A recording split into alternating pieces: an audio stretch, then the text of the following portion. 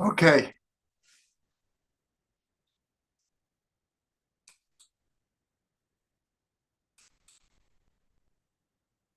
Welcome everyone to Pathways Through the Orchard. This week we will be learning two parshas, the parsha of Netzavim and Vayelech. In many years, these two are put together, depending on the calendar. Even in a year where many of the other parshas are not put together, when you have an extra Adar, but because of the way the holidays fall out, Netzavim and Vayelech are put together here. So we'll start with an idea that I saw from Rav Ginsburg, and I'm going to do it in English, just to save the time of not doing it in Hebrew and English. But we're going to notice that in the first 6 verses, the word Hayom appears 5 different times. Hayom means today. The first verse is Va'atem Netzavim Hayom Kulchem Lifnei Hashem Elokecha. And you are standing, all of you, today before Hashem your God. Here we're going to focus on Hayom. You are standing, all of you, today before God. So the question, of course, is which day are we talking? What is the Hayom? What's the today here? As I often do, for those who have Orchard of Delights, so in this parsha, I speak extensively on different ideas of what this day is, Hayom. Today, we're going to focus on new insights that were not in Orchard of Delights. But here I'm just going to read the first 6 verses in English, and everyone just notice how many times the word today appears. You are all standing today before Hashem your God, the leaders of your tribes, your elders and your officers, every man of Israel, your young children, your women, and your convert who is within your camp, from your woodcutters to your water drawers, that you may enter the covenant of God, your God, and his oath, which God, your God, is making with you today, in order to establish you today as his people, and that he will be your God as he spoke to you, and as he swore to your forefathers, to Avram, to Yitzhak, and to Yaakov. Yet not only with you am I making this covenant and this oath, but with those standing here with us today before God your God, and also with those who are not here with us today. So I put the emphasis on the word today. It appears 5 times. One of the reasons that these two parshas are put together is these are the 2 shortest parshas of the Torah. When they're read alone, you're very aware how short they are compared to other parshas. So Rav Ginsburg points out here we read the first 6 verses and the word today appears 5 times. But when you go through the whole parsha, the word Hayom appears 13 times. 13 times it talks about today. Now, very, very quickly, some of the opinions of what is this today. One of them is that this was the last day of Moshe's life. And so he's giving, the whole book of Devarim is his last will and testament, as it were. But especially the last 4 parshas are all being given over on the last day of his life.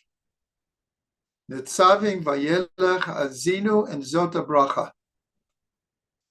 According to tradition, Moshe Rabbeinu passed away in Zion Adar. So when it says today, Moshe is very, very aware that this is like the last time he's speaking to the people, and he's speaking to them today. That's one idea. The other idea that we are going to look at later is from the Zohar. The Zohar says the Hayom is talking about Rosh Hashanah. When is the day that we stand before God? In truth, we stand before God at all times. But when is the time that we're most aware of standing before God? So the Zohar says Rosh Hashanah. And that's why the sages said this parsha is always read before Rosh Hashanah. It will always be the Shabbos before Rosh Hashanah. Because there is this hint of standing before God. And then it goes through 10 different, call it categories or divisions of Israel, which includes everyone. According to tradition, everyone in the world actually stands before God on Rosh Hashanah. The whole world is judged on Rosh Hashanah. So 13 times in this parsha. Now, another word that appears over and over again, and the concept is the idea of brit, of covenant, and of God promising to Avram, Yitzhak, and Yaakov. I didn't count exactly how many times, but it's very, very prevalent, even in these first 6 verses.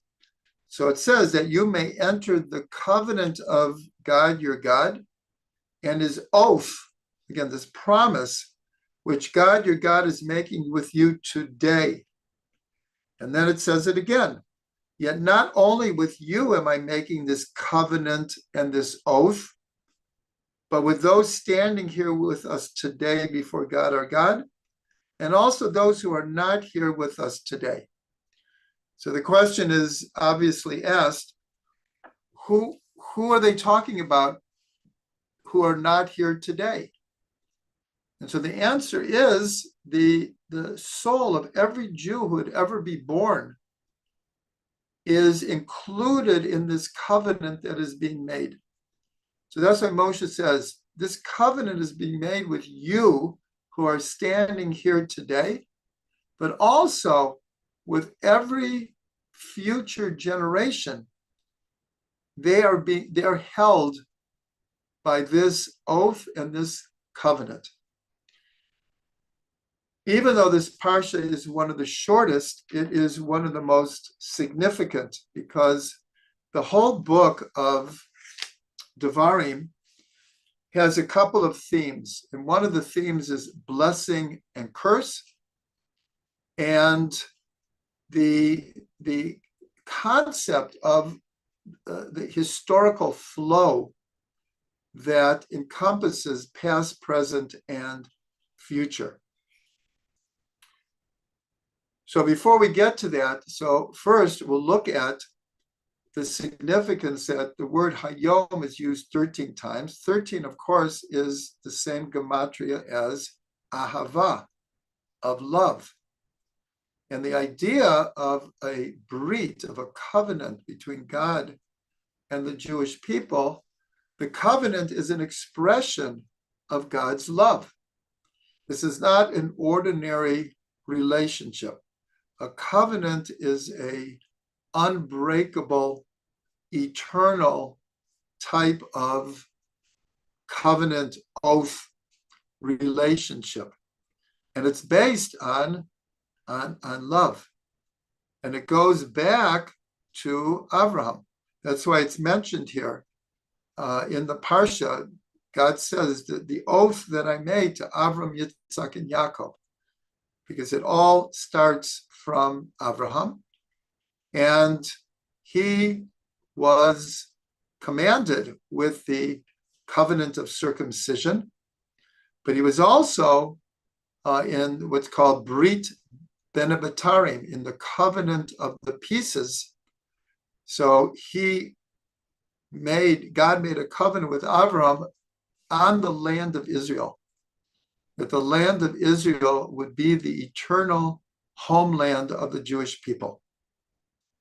So this parsha takes many of the themes of the whole book of Devarim and really focuses in relatively short amount of verses, but they're very, very powerful. And part of this is God is saying that if you keep the covenant, everything will be good. And if you don't keep the covenant, then a hard, long, cruel exile is what is going to happen. That's like the consequences of not keeping the covenant. So here we have the 13 times Hayom and the idea of the Brit of love, which equals 13, as the main focus of this parsha. So in Orchard Delights, we also brought a number of other meanings of Hayom. One of them is the verse that we say in Kabbalat Shabbat, Hayom im b'kolo tishma'u. And this is what the soul of the Mashiach said to Yeshua ben Levi in the Gemara, when Yeshua ben Levi had this elevation of soul and was in the presence of the soul of the Mashiach. And he asked him, when is the master coming? And the Mashiach said, Hayom. He didn't come that day. And Yeshua ben Levi was very disappointed. And soon after, he had a revelation of Eliyahu Navi. And he said, the Mashiach told me he's coming Hayom. He didn't though. And Eliyahu Navi said, you didn't understand the context. He meant Hayom im b'kolo tishma'u. Today, if you, meaning all of Israel, will listen to his voice. So that's one of the meanings of Hayom here as well.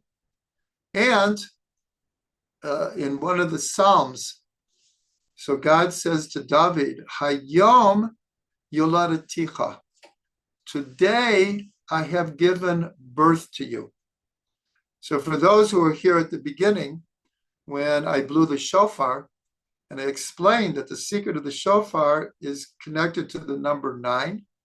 These are the number of blasts that we make, and the length of the blasts are based on the number 9. 9 has to do with pregnancy, of giving birth.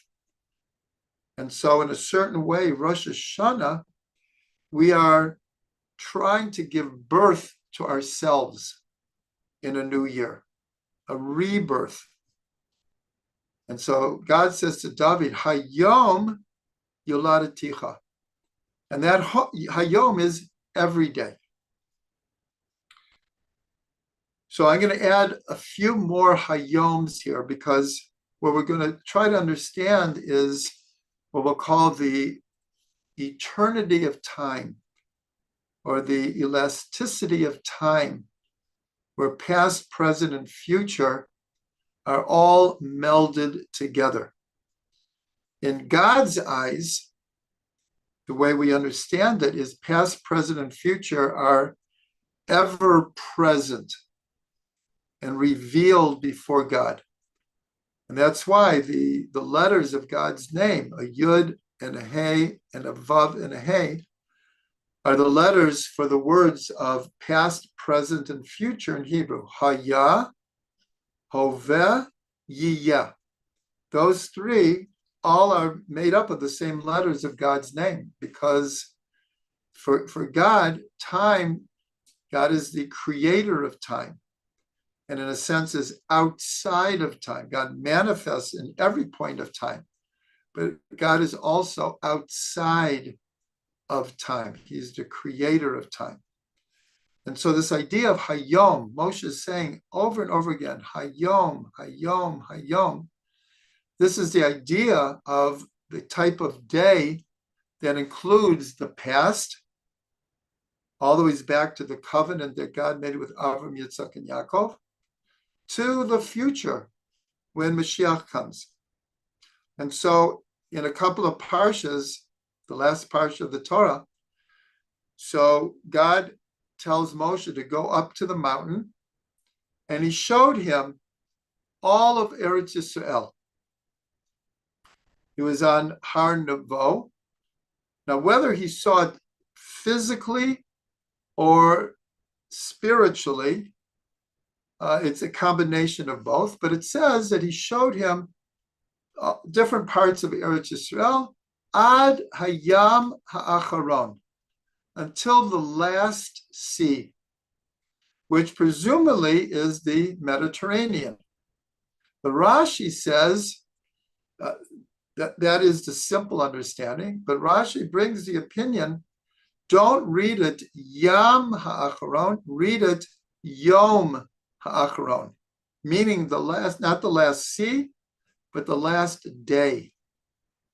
So here again, we have this idea, this Yom, Hayom, being past, present, and future. Every day when we finish our prayers with the Aleinu, we end by saying, by Yom Hahu, Yiyeh Hashem Echad U'Shmo Echad. And it will be on that day, Hayom, that God's name will be one. So here we see that this word Hayom has many, many different meanings, but it all is connected to the eternity of time. There is we'll call it like a cute little saying, which is actually quite profound, that says, Ha'avar ayin, ha'atid adayin. It rhymes. I'll say it again. Ha'avar ayin. The past is nothing. It's gone. It's past. Ha'atid adayin. The future has not come yet. Bahoveh keheref ayin. And the present is like a blink of the eye. So I'll say it again so you can catch the poetry. Ha'avar ayin, ha'atid adayin, ha'hoveh keheref ayin. So this idea we see very, very much in modern physics. The relativity of time, this is very, very important to E equals mc squared. The whole revolution in the way we look at the world is very connected to light and time. Light, time, and velocity. That is what makes up what's called space-time continuum. And we know that when matter travels close to the speed of light, that time slows down. And the closer it gets to the speed of light, the more that time slows down, till mysteriously and paradoxically, at the speed of light, no time passes.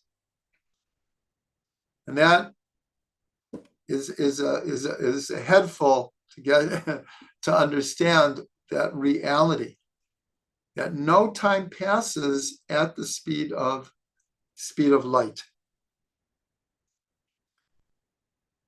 So here we see this word Hayom has many, many, many different meanings.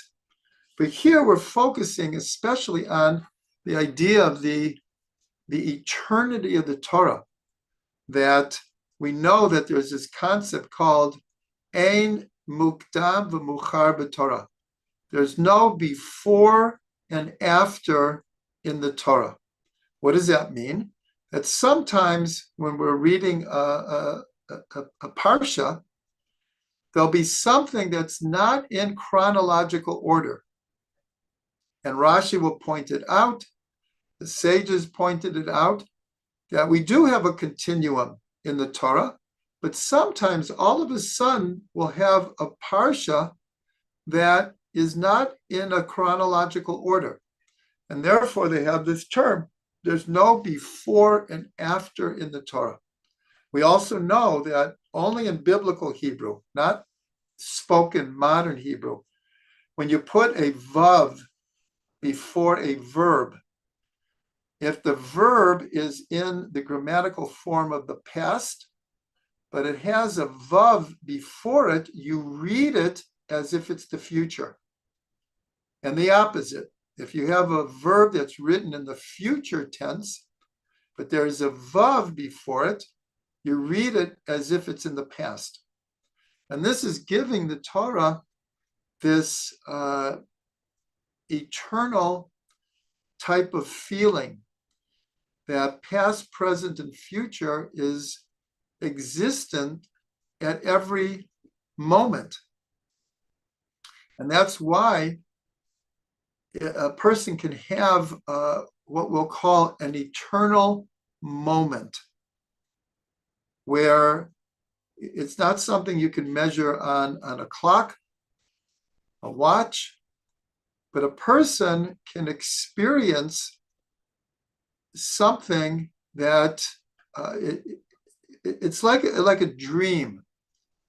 And they know this from dream analysis, that they can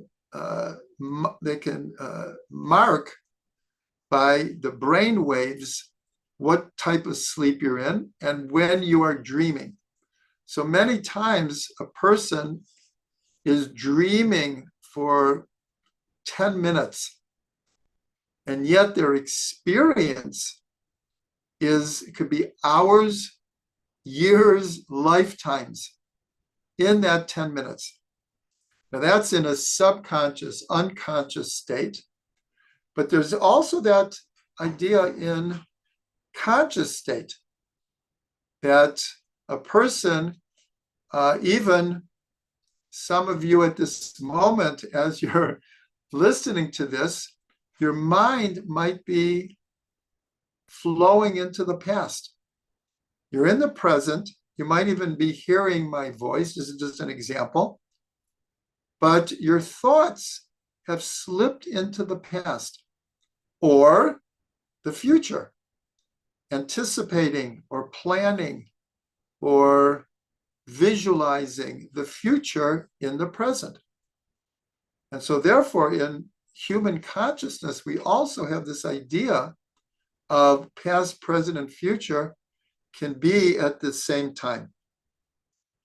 So we mentioned that this parsha is always read before Rosh Hashanah.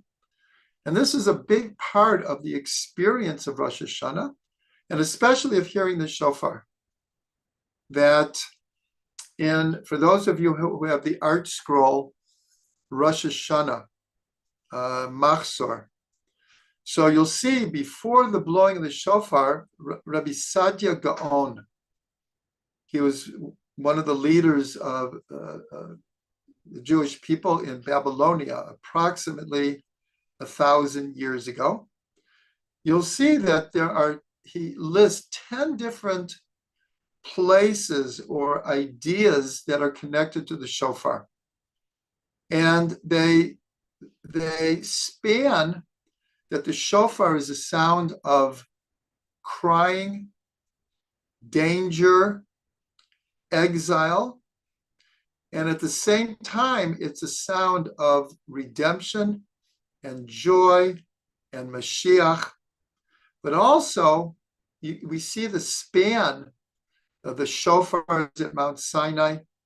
The shofar, this is where we really get it, at the Akedah Yitzchak, the binding of Yitzchak, when the angel comes and says, don't do it. Now God knows that you have yira, that you have awe of God, and showed him a ram caught in the thicket by its horn, its shofar. So here you have the shofar of Yitzchak, Avram and Yitzchak. You have the shofar of Har Sinai. You have the shofar of the prophets who warn that the sound of the shofar is a warning, is a wake-up call. My wife always says that when the sirens go off here in Israel, that's like the sound of the shofar. Or for those who have been here on Yom HaZikaron or Yom HaShoah, Holocaust Memorial Day or Israel Memorial Day, where the sirens go off simultaneously in the whole country for 2 minutes. This is like the sound of the shofar. But also in our prayers every day, we say, we ask God, Tika b'shofar gadol l'cheirotenu. Please blow the shofar of redemption, of our freedom. So the sound of the shofar is very connected in the prophecies of Mashiach coming, of the final redemption. So here also, Rosh Hashanah is Hayom. It's like a timeless day, and especially during shofar blowing, this idea of the sound just kind of opens up time, past, present, and future. So I just want to mention that at the end of this parsha, it is the only time in the whole Torah that mentions explicitly free will. Even though in the book of Devarim it's mentioned a number of times already, this idea of like in parshat Ra'eh, Ra'eh anochi noten lifnechem hayom bracha uklala.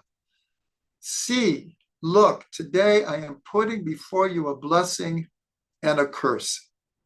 And this appears a number of times in many portions. Only in this parsha, though, it sets down that same formula, but then it says, Ubecharta b'chaim. And you should choose life. God says, I put before you life and death, a blessing and a curse. Ubecharta b'chaim. You shall choose life. So I'm mentioning this. There's so much to say about free will. That is not our main focus tonight. The great paradox of free will and God's omniscience and divine providence. But when discussing what does it mean to be in the image of God, that God created human beings in the image of God. So one of the most important answers is free will. That is something that is unique to human beings. We're told that the animal kingdom does not have true free will, and even the angels do not have true free will. Only a human being. We can use it correctly or wisely, or we could not use it correctly or wisely. That is our choice. That's what the Torah says. Ubecharta b'chaim.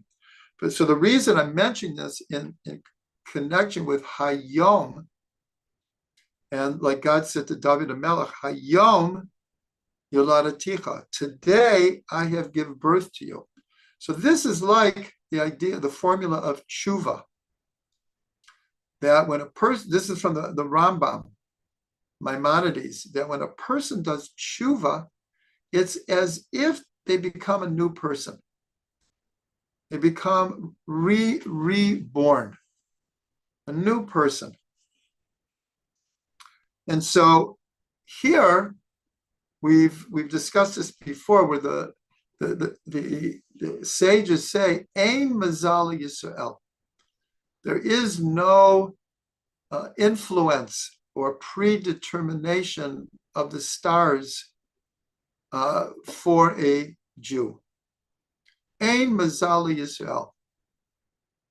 This is on the assumption that a Jew is living according to the Torah.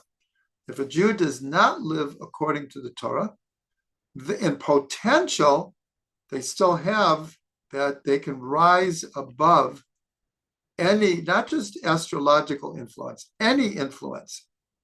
Call it peer pressure, genetic, nature and nurture.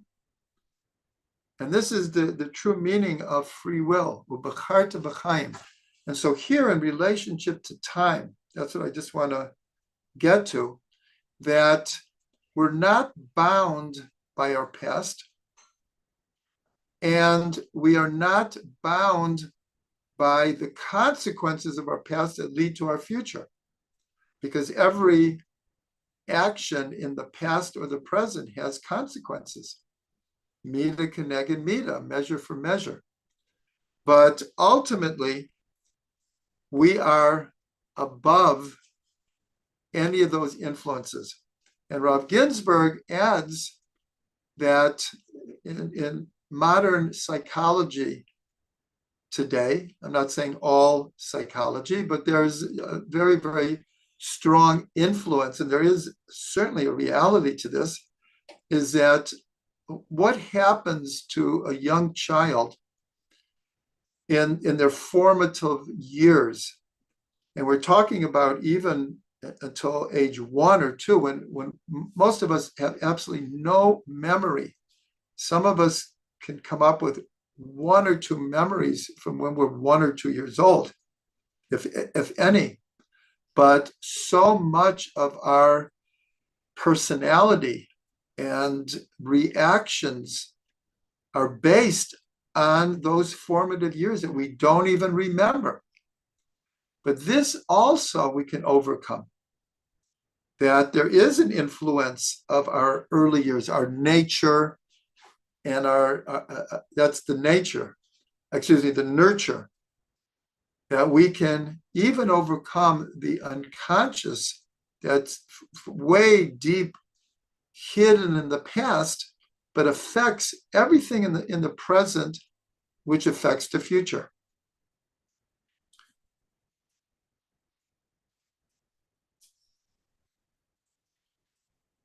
So that was our first insight for tonight.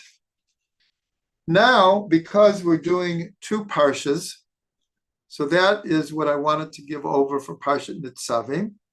Now, let's go to parshat Vayelech. As I already mentioned, it's also a relatively very short parsha, and even the 2 parshas together are shorter than almost all the other parshas in the Torah. So the main thing I want to talk about is one of the mitzvot in this parsha, and that is what's called Vayakel, and you shall gather together. The mitzvah as given over in this parsha Vayelech is during Sukkot of the year following the Shemitah year, following the sabbatical year, meaning we're into what we'll call the 8th year, or in a certain sense, it's the first year of the new cycle of 7 years that make up a sabbatical cycle. Everyone is commanded to go to the Temple Mount, and the king reads from Mishnah Torah and gathers everyone together. That's why it's called Vayakel, the great gathering. The same word in English means a congregation. In Hebrew, a kihila. A kihila is a congregation, a group of people who come together, in this case, to daven together. But this is called the great gathering. Okay, so we're going to come back to it, but I want to share just a beautiful insight from Rav Ginsburg. Many of you are aware that we are producing every week what we call numerical gems in the Torah. Very short videos of 6 to 10 minutes, exploring a different numerical gem in the Torah. So this one I'm going to give over, if I wouldn't be giving it over now, it would be part of the numerical gems series. So Rav Ginsburg points out that the the last two mitzvot of the Torah are in this parsha. And the third last is in the previous parsha of Ki Tavo. So he shares this numerical gem. We know that there are 613 Torah mandated mitzvot. So the last three are the 611th, the 612th, and the 613th. So let's start with the 611th. And this is from last week's parsha. And the mitzvah is v'halachta b'drachav, to walk in God's ways. And this was the subject of last week's Pathways Through the Orchard. For those who were at the class or listen later, and if not, you can always access on YouTube, on our website, the class from last week. And that is, what does it mean to walk in God's ways? This is what's called to emulate God. And so what the sages say, well, how does one emulate God? So the sages said, just like God is compassionate, you should be compassionate. Like God is gracious, you should be gracious. Like God is patient, long-suffering, you should be long-suffering. And of course, these are all taken from, most of them, these three are taken from the 13 Midot of Rachamim, the 13 aspects of compassion that was revealed to Moshe after the sin of the golden calf. But in a broader sense, how do we emulate God? How do we walk in his paths? And last week I pointed out the halachta b'drachav. The halachta means to walk, but this is the word that we use for Jewish law. Halacha, to walk. And so to walk in God's ways means very simply to follow the Torah. That is God's explicit expression of his will. And so to follow in God's ways, we follow the Torah. So Rav Ginsburg pointed out, this is the 611th mitzvah in the Torah. 611 in Gematria equals Torah. So it's like these go together. The 611th mitzvah, the Torah of the mitzvot, is to follow the Torah, is to walk in his ways that he has revealed to us. The next one, the 612th, is this mitzvah of Vayakel that we're going to explore in another minute or two. 612 is Gematria Brit, covenant. And we already mentioned that in the previous parsha, that the idea of covenant and oath is repeated over and over again. And remember, Netzavim, Vayelech, Azinu, V'zot, Habracha are all happening on the same day. So parshat Vayelech and Netzavim, that's why we're reading them together, because they're so connected. And so the idea of everyone gathering together is to strengthen the brit. Is to strengthen the covenant between God and Israel, between Israel and the Torah. And of course, the mitzvah to gather is happening in Israel and our covenant with the land. So here, Vayakel is the 612th mitzvah, which equals Brit, covenant. The last mitzvah is the 613th, and that is in this week's parsha Vayelech, where we are commanded to write a Sefer Torah. Here, we'll see that if you read it, you wouldn't pick up on that because it appears that God, is commanding Moshe to write down the Song of Ha'azinu. That's the next parsha, the Song of Ha'azinu.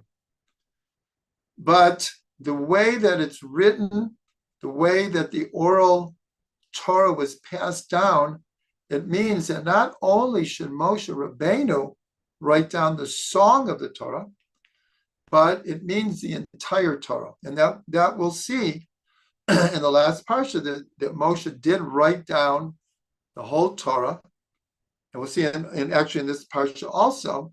And it was kept in the Holy Ark. But from this, we learn that every Jew is obligated to write a Sefer Torah. Now, obviously, you have to be a scribe to write a Sefer Torah. So the question is, so how do we fulfill this mitzvah? And so they say, if you contribute money to writing a Sefer Torah, you'll see all the time there are different campaigns, because to write a Sefer Torah can take a scribe an entire year to write a Sefer Torah. And so it actually costs a lot. A Sefer Torah is worth a lot of money. And if you contribute towards the writing of a Sefer Torah, that's how you can fulfill this command. The other way, and some of you may have experienced this, that when a Sefer Torah is about to be completed, so the scribe will write the outline of the last verse or two. And this is what's part of what's called the Hachnasat Sefer Torah, of bringing a new Sefer Torah into a synagogue. It's always a very, very joyous event. And sometimes they'll leave the last few sentences, and each person will fill in the letter, and therefore fulfill the idea of writing a Sefer Torah. So this is the 613th mitzvah, and we know that there's 613 mitzvot in the Torah. So here, the last mitzvah of the Torah is writing the Torah that contains 613 mitzvot. So this I saw in a teaching from Rav Ginsburg. It really caught my attention, and so I gave it over to you. Now let's go back to Vayakel and some of the deeper understanding of this mitzvah. Excuse me. L'chaim, everyone.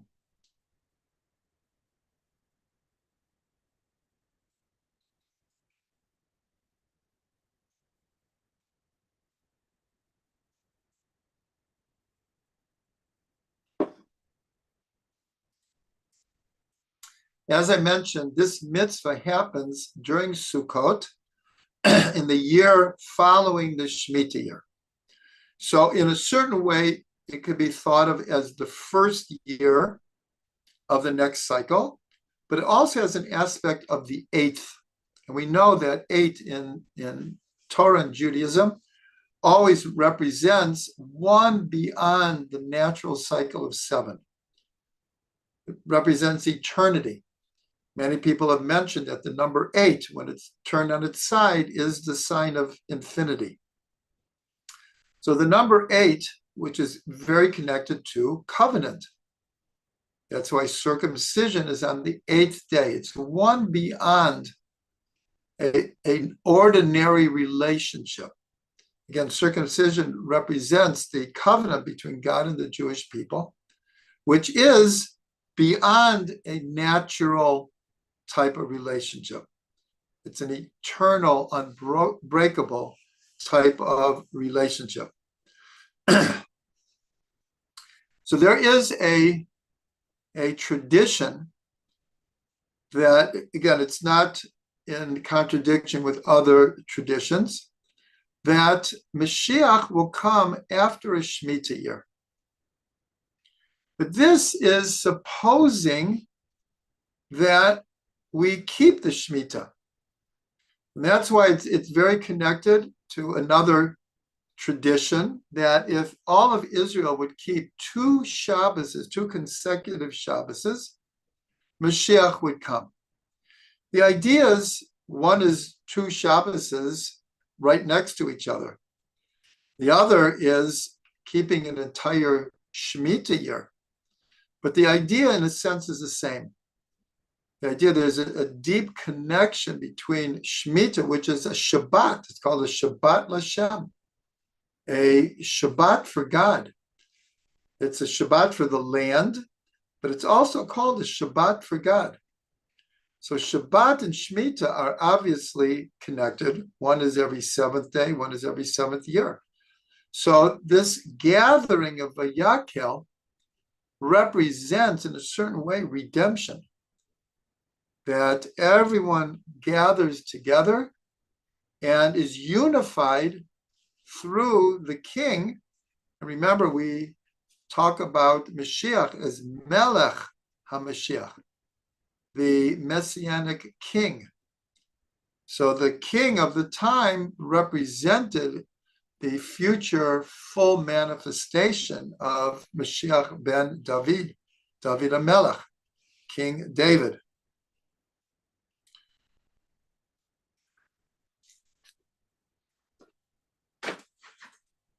So I just want to read for you now what it says when it talks about gathering all of the people together.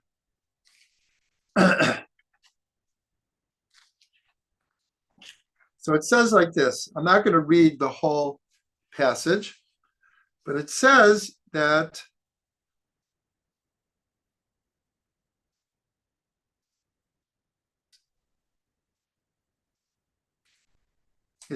everyone should come up to the Temple Mount and be seen by God.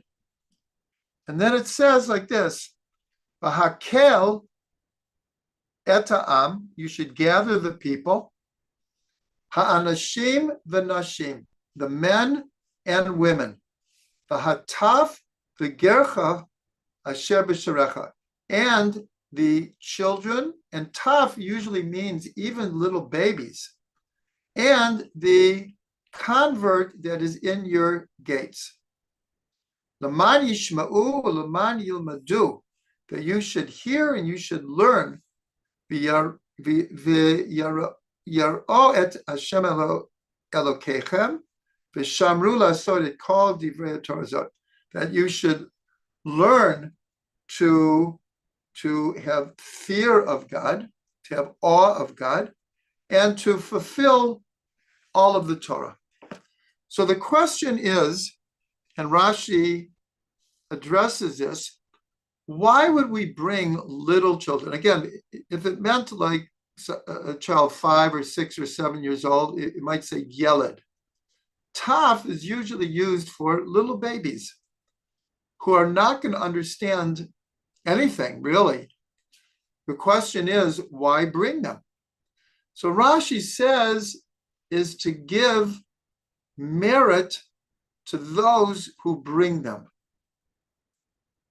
So the question is, well, what is the merit if they don't understand?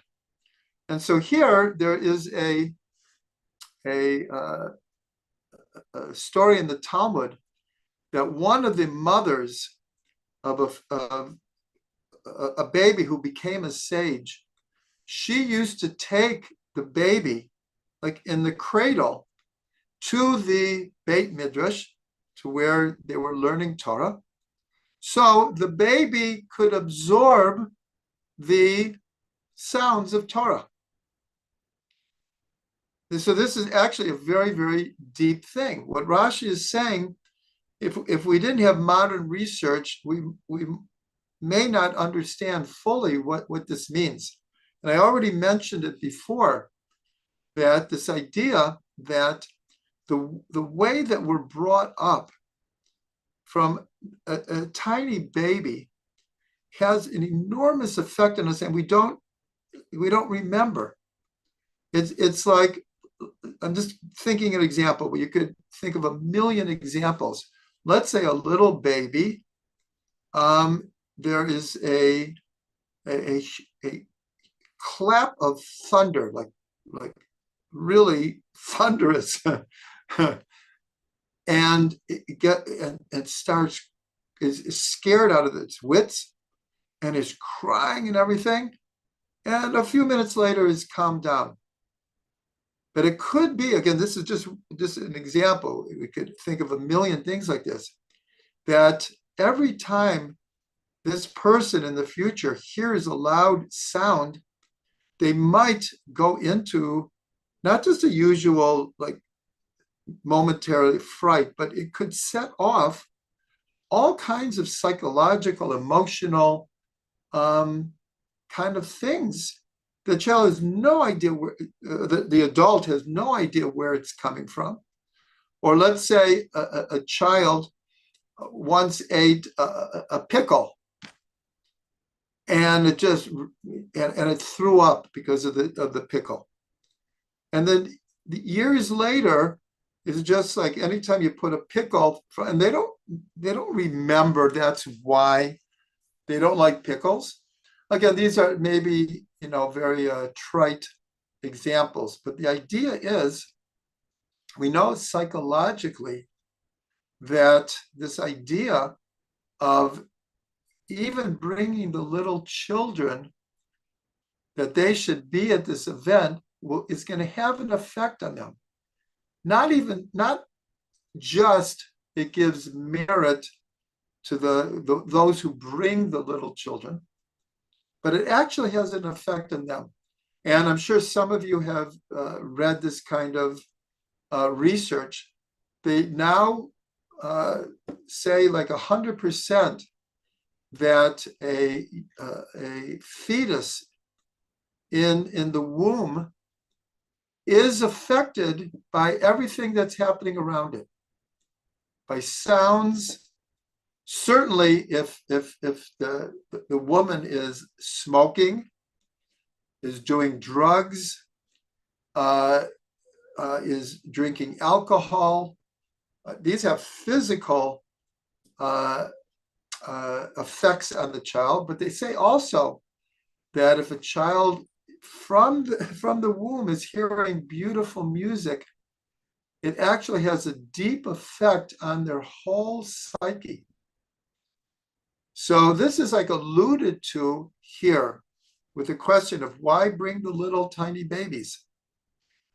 And then the last point that we're going to make is about where it says the convert. It's a very, very tricky thing because this word ger can mean two different things in a Torah context. And you have to have a oral tradition which it means, because sometimes when it's used, it means a full convert, someone who was not a Jew and becomes a Jew. And so they are a Jew in every sense. They have converted. But many times it means someone who follows the 7 mitzvot b'nei Noach. Here, the vast majority of commentators say that is the ger that is talked about here. Because if it was a full convert, of course they would go. They're like any other Jew. Once you become a Jew, you're a Jew. So here, when it says your convert, it's meaning someone who is living in Israel, who is following the Sheva Mitzvah B'nai Noach. So the question is it a mitzvah on this person who follows this Sheva Mitzvah B'nai Noach to go? Or is it a mitzvah on the Jewish people to encourage them to come? So here, the commentator Evan Ezra says that we don't proselytize. We make anyone of previous religion or race can convert, but we don't proselytize. So here, we could ask, what is the reason to encourage someone who's keeping the Sheva Mitzvah B'nai Noach to come? And so here, the Evan Ezra says that they are not commanded to come, but we should encourage them to come.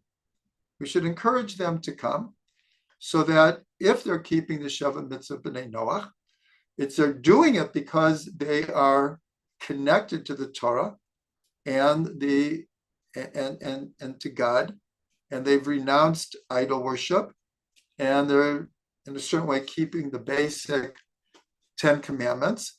I'm going to put in a plug here I started watching, I think I mentioned him maybe in our discussion group, maybe online. His name is Ephraim Palnavov, and he has a 3-part series called the 30 Mitzvot of Bnei Noach. And he explains how we get from 7 mitzvot of Bnei Noach to 30. It's a very, very, very fascinating. I've gone through 1.5 of them so far. I hope to finish the other 1.5. And what I want to mention is that in the second one, so when he's mentioning about the 30 mitzvot b'nei Noach and the whole relationship between Jews and non-Jews, between Jews and non-Jews who convert, non-Jews who become Sheva Mitzvah B'nai Noach, other people who don't become part of Sheva Mitzvah B'nai Noach, but become very attached to Israel and the Torah. There's all the different possibilities. And he goes into a beautiful explanation of Rav Ginsburg's idea that the time has come to teach the whole world Torah. And he explains it very, very, very beautifully. This is in the second of the series. I would encourage everyone to watch the whole thing. But that's what I wanted to get to here, is that here, by having the ger, the one who lives by the Sheva Mitzvah Noach, if they're meant spiritually to then convert in full, so this would be an encouragement to them. If they keep with the Sheva Mitzvah B'nai Noach, it will also be an encouragement to them. And in our day, this concept of teaching the whole world Torah is that we want to share the light. We want to share the truth of the Torah. And everyone is going to, on their own, that's what we learn in this parsha, Ubacharta b'chaim. Everyone has free will. So those who are meant to totally convert, that is what will happen. Those who are meant to adopt the Sheva Mitzvah B'nai Noach, that is what could happen. And those who just want to be connected to Torah and Israel, want to be connected to the morals and the ethics and the spirituality and to the people of Israel and Eretz Israel, then that is where they should be. Everyone should be where they should be, but by exposing the whole world to Torah, then everyone has what to choose from, has what to choose. So because it says in parshat Netzavim, Ubacharta b'chaim, I'll end with a blessing that the new year is coming. And during the 10 days of Rosh Hashanah and Yom Kippur, in the Amida, we say, this, give me 1 second.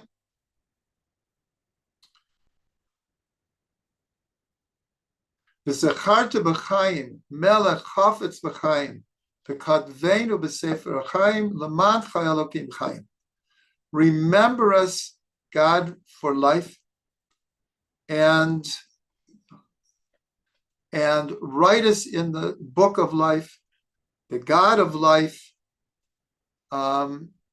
It's all about life, l'chaim, l'chaim, l'chaim. And this year we should have a good life for us, all of Israel, and the entire world.